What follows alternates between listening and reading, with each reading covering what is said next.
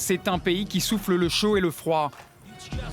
Assis sur d'immenses richesses, l'Iran, 80 millions d'habitants, se prépare à ouvrir son marché.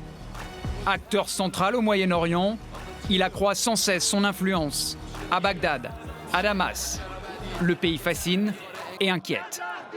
Pas de sanctions, pas de menaces, mort à l'Amérique. Grande prière et slogan anti-Occident, sous l'œil sévère du guide spirituel.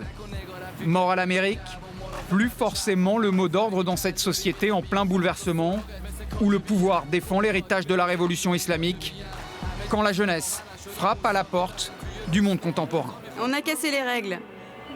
Vous avez cassé les règles? Ouais. Voyage au plus près du paradoxe iranien.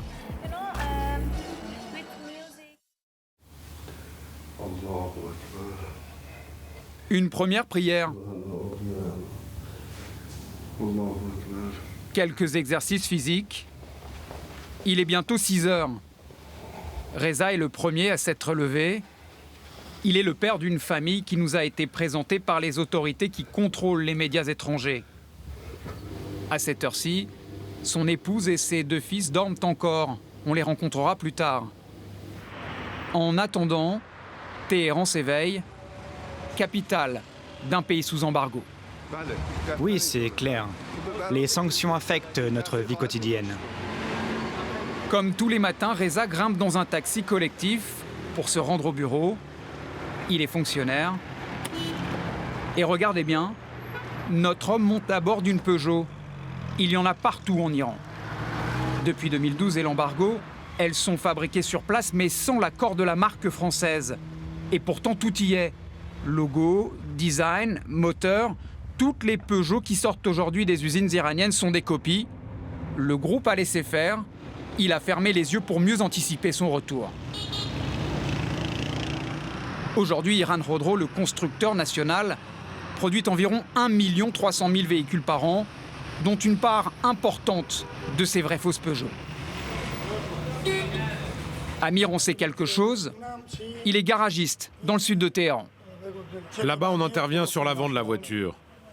Sur ce modèle, le châssis est iranien, mais le moteur, en panne, est français. Encore un vrai faux Peugeot assemblé en Iran.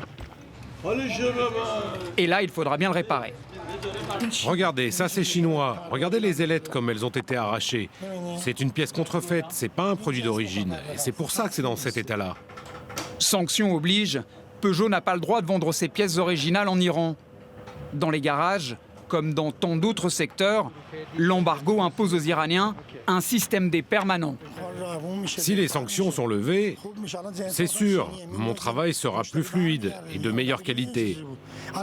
Aujourd'hui, les pièces, elles viennent de Chine. Il y a beaucoup de retours clients. Par exemple, les pièces de moteur, on ne peut pas faire de vrais remplacements avec du provisoire. En fait, le résultat de ces négociations sur le nucléaire dans de lointains hôtels à Genève a un impact direct, ici, sur la vie quotidienne.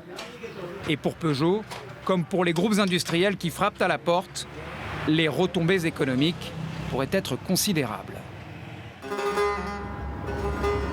Téhéran, 12 millions d'habitants, la capitale la plus importante au Moyen-Orient, où l'on retrouve un peu plus tard dans la matinée Mitra, la mère de cette famille qu'on nous a désignée. Ce matin, elle accompagne en voiture l'un de ses fils, Amin, à la clinique. Dans ce pays, une femme au volant, ça n'a vraiment rien de surprenant. C'est aussi cet Iran qu'on veut vous montrer. Regardez autour de vous, dans les voitures, vous verrez des femmes, elles conduisent. Regardez dans les rues, vous verrez des femmes qui travaillent dans tous les magasins. Je suis vraiment attachée à la liberté des femmes. Elles devraient pouvoir faire tout ce que les hommes ont le droit de faire en Iran. Mitra est à l'aise, mais l'image qu'elle nous montre d'elle-même est parfaitement maîtrisée, car la réalité est plus complexe. Si à Téhéran, exception dans le pays, on croise tous les jours des femmes, au voile très léger, les cheveux apparents, vernis à ongles, lunettes de soleil, et même pour certaines, image rare, la cigarette aux lèvres Autant de délits qui peuvent être punis. Il y a aussi celles qui se couvrent de la tête aux pieds, en noir, tenues conformes aux principes de la République islamique. Dans la loi, les deux sexes ne sont pas égaux. Au tribunal, par exemple, le témoignage d'un homme vaut celui de deux femmes.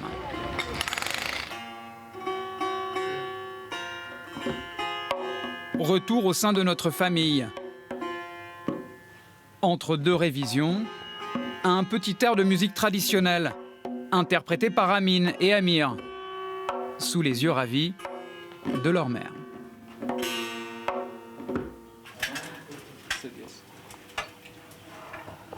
On va faire les courses et je ramènerai du pain frais.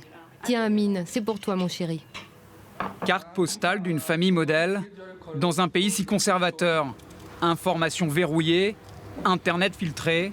Quant aux réseaux sociaux, toute l'ambiguïté du système est dans les mots de cet adolescent. Tu les utilises? Oui, oui. Mais c'est interdit en Iran. Pas de problème, ils ne savent pas et ils ne nous causent pas de soucis. Ils, les autorités. C'est possible que tu nous montres? Que tu nous fasses une démonstration? Non, Internet est coupé pendant les examens.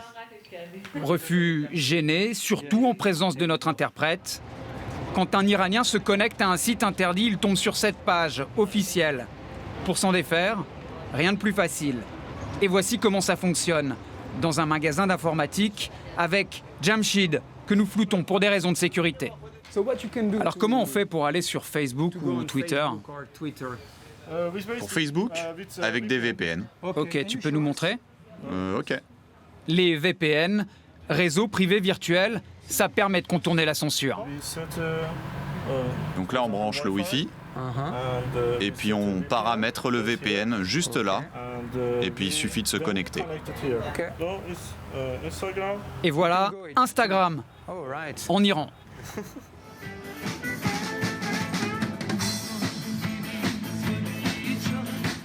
Ce paradoxe iranien, il est là, sous nos yeux. Un simple concert en centre-ville, filmé avec notre téléphone. Déjà, ce genre de performance est illégal. Et provocation supplémentaire, le groupe invite les spectateurs à les suivre sur Facebook. Pour un écart comme celui-ci, on n'est plus forcément arrêté. Même le guide suprême, l'ayatollah Khamenei, dispose de ses propres comptes Facebook et Twitter. En Iran, les lignes rouges concernent le pouvoir et la religion. Selon l'ONU, en 2014, il y avait près de 900 prisonniers politiques en Iran, chiffre réfuté par les autorités.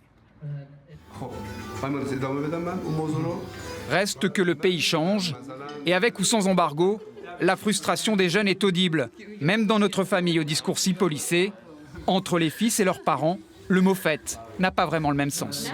Non, bien sûr, il n'y a pas de boîte de nuit à Téhéran, mais vous pouvez quand même sortir chez vos amis. Ouais, c'est ça.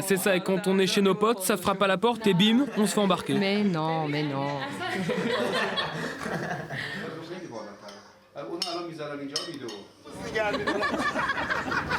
Dans ce pays où près de 60% de la population a moins de 30 ans, la jeunesse s'engouffre dans toutes les brèches de liberté. Mais au-delà du besoin d'évasion, la fin de l'embargo suscite surtout l'espoir d'échapper au chômage endémique qui mine la société.